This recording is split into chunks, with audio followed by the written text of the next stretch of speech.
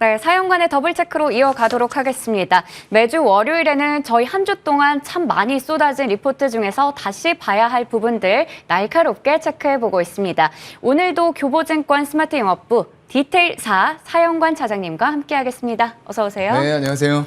네, 많은 분들이 또 기다리셨을 것 같아요. 저희 참 일단은 이번 주의 시장에 대한 이야기부터 간단하게 해보겠습니다. 어닝 시즌 이후로 좀 잘 간다, 훈풍 받는다 이런 얘기 했었는데 그쵸. 스냅발 충격이 좀 큽니다. 지금 39% 하루 만에 이 정도로 빠질 수 있는 건가 싶기도 하고요. 특히 이번 주에는 FOMC의 빅테크주의 실적 발표까지 있어서 시장 변동성 클 것 같은데 어떻게 보시나요? 맞아요. 지금 기업 실적 때문에 굉장히 주가가 요동을 치면서 증시 전체에도 영향을 주는 그런 지금 상황들이 계속 발생이 되고 있어요. 일부 글로벌 기업들에서는 긴축을 굉장히 세게 하겠다라고 하면서 시장에 충격을 주기도 하고요.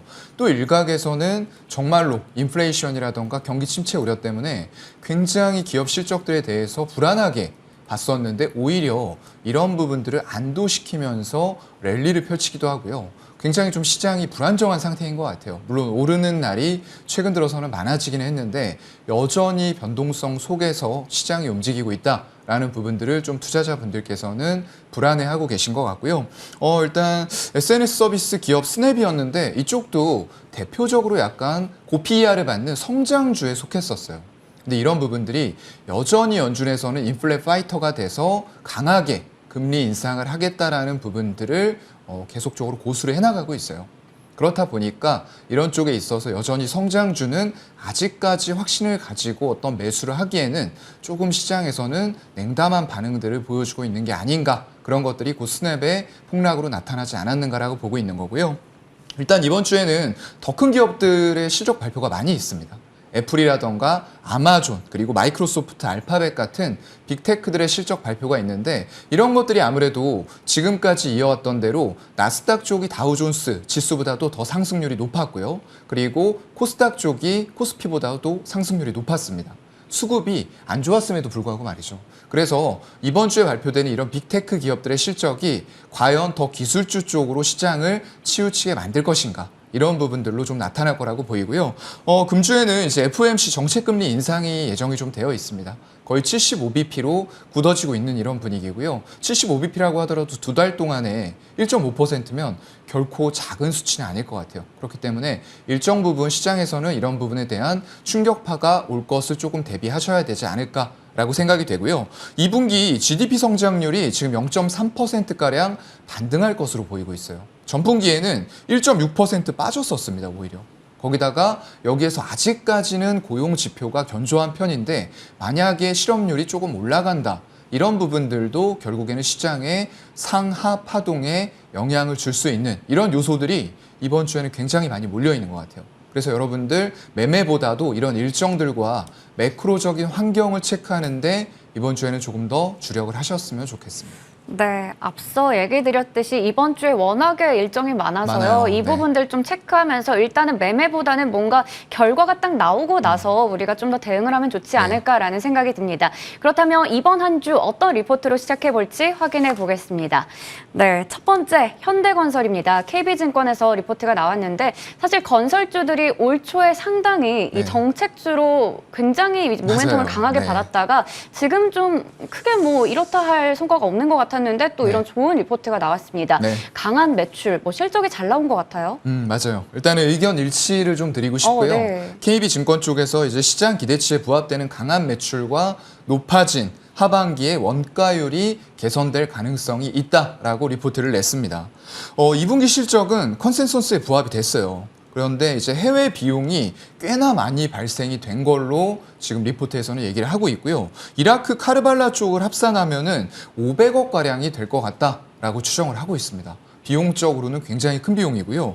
이런 것들이 반영이 됐음에도 불구하고 전년 동기 대비해서 매출은 오히려 27% 이상의 강한 상승이 일어났다. 라는 게 좀 주요 골자일 것 같아요. 일단 카타르, 사우디 이런 쪽들에서 공정 진행이 좀 본격화돼가는 모습들이 나타나고 있고요. 국내 부분이 이제 결국에는 관건일 것 같아요.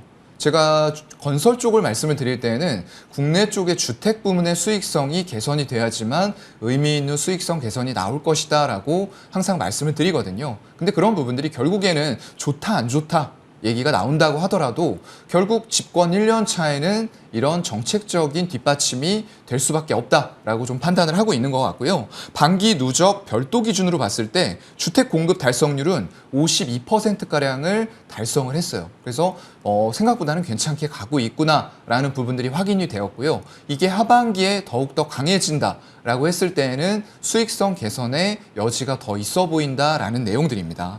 그래서 지배주주 순이익을 봤을 때에는 환율 효과가 역시나 굉장히 컸어요.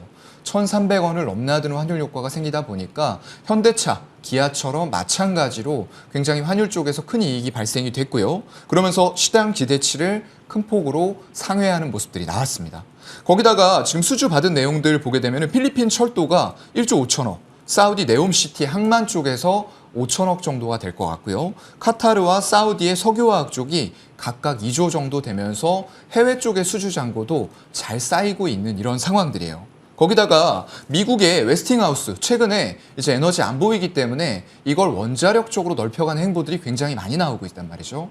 그런 쪽에서 신규 원전 관련 사업으로 해서 사업 기회도 같이 모색하고 있다라는 점들 긍정적으로 좀 봐야 될지 않을까라고 생각을 합니다. 네, 현대건설 딱 의견 일치 먼저 또 얘기를 해주셨어요. 가격 전략은 어떻게 세워보면 좋을까요? 글쎄요. 일단은 그래도 너무 급하게 할 필요는 없을 것 같고요. 한 36,000원 정도에서 현재가까지 열어놓고 천천히 좀 분할 매수를 하는 관점으로 보시면 될 것 같고요. 목표가는 54,000원 정도 1차적으로 잡아보고요. 아무래도 변동성이 심하게 일어날 수 있는 장세이기 때문에 손절가는 한 10% 내에서는 그래도 다시 사는 한이 있더라도 해야 되지 않을까라고 보고 있습니다. 네, 지난 금요일장에서 39,750원으로 종가를 형성했습니다. 지금 매수가는 36,000원 선 제시해 주셨으니까요. 참고하셔서 대응하시면 될 것 같습니다. 저희 이제 두 번째 리포트 확인해 보겠습니다. 삼성증권에서 현대모비스에 대해서 리포트가 나왔는데요.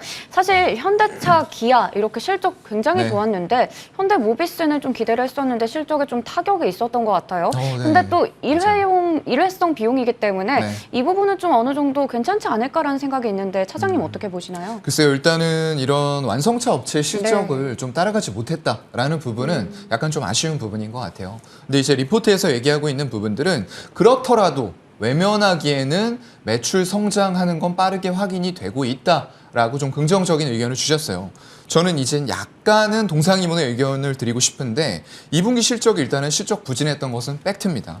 운송비하고 일회성 비용의 영향이 너무나도 컸었던 그런 부분이겠죠. 운송비는 뭐 차후에 조금씩 줄어들 수 있는 부분이 될 것 같고요. 일회성 비용도 후반기, 하반기에는 이런 것들이 감소될 요인들이 충분히 있을 것 같습니다. 생산 아이템의 확대가 있었고요. 순정 부품 사용률도 확대돼 가는 모습들이에요. 그러면서 매출은 연간 15에서 20%씩 고성장을 지속을 하고 있다라는 의견을 주셨고요. 전기차와 SUV 부품의 공급이 증가되고 있는 부분들도 우호적일 것 같아요. 그리고 상반기에 해외 수주를 보면은 연간 목표의 70% 가까이를 이미 달성을 한 것으로 파악이 되고 있습니다. 모듈과 AS 부분 모두에서 가격 인상 가능성이 있는데 운송비 부담이 완화가 되게 된다라고 했을 때에는 하반기에 수익이 더 정상화가 되면서 실망스러웠던 실적들을 충분히 커버할 수 있는 이런 실적들을 달성할 수 있을 것이다라고 보고 계신 것 같아요. 하반기에는 분기에 6천억대 영업이익이 달성이 될 것으로 전망을 하고 계십니다. 지금 전장이라던가 램프 그리고 전동화 중심 이런 쪽의 관건은 결국에는 차량용 반도체의 공급난이 얼마나 해소가 되느냐 여기에 달려 있을 것 같아요. 그런데 기아 쪽에서 또 최근에 실적 나오면서 컴콜을 했던 걸 보면은 차량용 반도체 수급이 우리가 1분기에 컴콜 했을 때보다 그때는 굉장히 좀 좋게 봤어요. 많이 풀리고 있고 정상화가 곧 될 것이다 라고 얘기를 했는데 또 이번 컴콜에서는 아직까지도 차량 생산이 원활하게 되지 않고 있다라는 얘기들이 좀 나오고 있기 때문에 결국 이 부분을 추가적으로 체크를 해야 되지 않을까라고 보고 있습니다.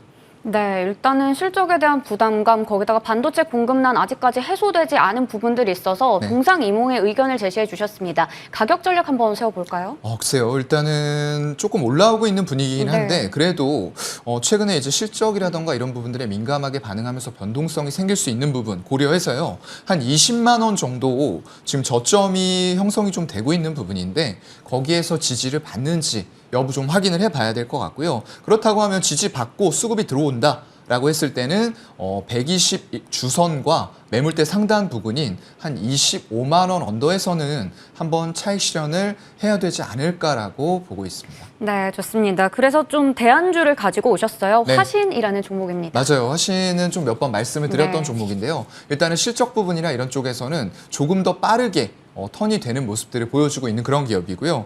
일단 주요 완성차 업체가 굉장히 미국 사업을 강화하는 기조로 가고 있어요. 근데 현대모비스의 실적이 이번에는 그런 부분들을 충족을 하지 못했기 때문에 대안주를 드리는 이런 부분이 될 거고요. 기존 사업장도 미국과 인도, 브라질에 국한이 되어 있기 때문에 어떤 러시아와 우크라이나 사태 이런 쪽들에 별로 영향을 받지 않는 그런 수순이 될 것 같고요. 현대기아차가 지금 대응할 수 있는 미국의 엘러바마 이쪽에 현지 생산 시설을 보유하고 있어요. 거기다가 미국 공장의 증설까지 더해지면서 전기차 부문에서 확실하게 수혜를 누릴 수 있는 이런 환경들이 만들어질 것 같고요. 또 하나 중요한 건 배터리 케이스입니다. 이런 쪽들의 수주를 위한 완성차와의 협력 관계에 굉장히 집중을 하고 있어요. 밸류 자체를 예전 내연기관차 부품이 아닌 전기차단, 친환경차단 이쪽으로 옮겨가기 위한 회사의 노력들이 계속 지속이 되고 있다라는 부분이 될 거고요. 2016년 이후에 최대 영업이익이 달성이 될 전망이에요. 그러면서 미국, 인도 쪽을 견인하는 어떤 셰시 이런 쪽과 원재료 어떤 비용단의 반영이 좀 적은 유상 사급 형태로 기업의 사업이 진행이 되고 있기 때문에 좀 긍정적인 부품주로 볼 수 있을 것 같습니다. 네, 대안주로는 화신 체크해봤습니다. 화신은 가격 전략 어떻게 보고 계신가요? 네, 화신은 현재가 부근까지 네. 해서 한 9,000원 정도까지 좀 열어놓고 매수하시면 될 것 같고요. 목표가는 1차적으로 11,000원 돌파하는 거 보고 2차에서는 12,500원 정도까지도 봐도 되지 않을까 싶습니다. 네, 저희 이번에는 유망주 체크해보기 전에 먼저 수익률 점검 좀 해보겠습니다. 7월 초에 제시해 주셨던 금양, 이 종목 제가 좀 생소하다라는 얘기를 드렸었는데 원통형 배터리 쪽에 다시 또 주목을 받고 있는 상황, 그리고 지난 금요일장에서 9%대 강세를 보였습니다. 최고가 기준 수익률 20% 달하는 상황이고요. 또 7월 11일에 제시해 주셨던 첨보도 최근에 2차 전지 관련주들 흐름 좋은 가운데 수익률이 11%대 기록하고 있습니다. 이 두 종목 한번 간단하게 살펴볼까요? 네, 금양은 굉장히 좀 좋은 패턴인 것 같아요. 네. 121선을 크게 깨지 않고 굉장히 횡보를 하다가 위쪽으로 올라오고 있는 파동인데 물론 업사이드가 갖춰진 건 맞습니다. 그런데 아직까지 구체화되기에는 조금 시간이 필요하다라고 그때도 말씀을 드렸던 부분일 것 같고요. 이번 파동에서도 이 6,000원 부근에서 계속 윗꼬리가 찔리고 있거든요. 그래서 혹시나 매수하신 분들이라고 하면은 6,000원 정도에서는 일부의 차익 실현 조금 고려해 보시는 것도 좋을 것 같고요. 오히려 신규 매수하고 싶다라는 분들은 121선까지의 조정을 한 번 더 기다린다던가 아니면 6,000원의 강한 돌파가 이루어질 때 오히려 매수를 하는 그런 전략을 보이셨으면 좋겠고요. 일단 지금 2차 전지 관련된 종목들을 말씀을 다 해주셨어요. 그쪽에 대해서는 어느 분야건 간에 향후에도 굉장히 전망이 밝다라고 보이기 때문에 그런 종목들에 대해서는 시점에 관계없이 꾸준하게 좀 관심을 가지시면 좋을 것 같습니다. 네, 이 두 종목 꾸준히 한번 지켜보도록 하겠고요. 저희 유망주로 현대 로템 가지고 오셨는데 제가 또 방산주 브리핑 했기 때문에 네. 한번 가격 전략 좀 세워볼까요? 네, 일단은 현대로템은 제가 그때도 말씀드린 것처럼 굉장히 K2 전차 쪽에서 특화가 돼 있다. 그래서 좀 치고 나갈 수 있는 탄력이 마련이 될 것이다라고 말씀드렸는데 이번에 또 폴란드 쪽에서 국방장관이 인터뷰를 했습니다. 그러면서 180대 일단은 발주 넣고 향후에 중장기적으로 1000대까지 늘리겠다라고 했어요. 그렇게 되면 17조 플러스 알파의 금액이 될 것 같고요. 중장기적인 관점에서도 굉장히 좋을 것 같아요.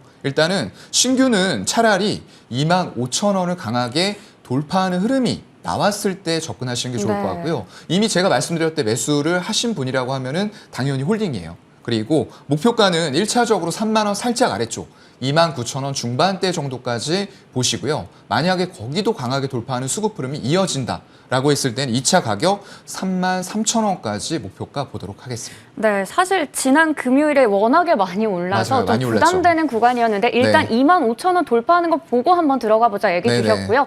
혹시 이 종목은 예전에도 한번 소개해 주셨던 종목인가요? 맞아요. 네. 네. 아, 그래서 그때 그렇다면, 좀 강하게 돌파할 거다라고 말씀드렸는데 이제 지난 금요일 같은 경우에는 3,100만 주 거래량이 터지면서 개인들 물량이 300억이 넘게 빠졌어요. 네. 외국인이 230억을 매수를 했습니다. 이 정도 지점에서 강한 외국인의 매수가 들어온다라는 거는 이 정고점을 강하게 돌파시키려는 의지가 좀 반영이 된 수급이 아닐까라고 보고 있습니다.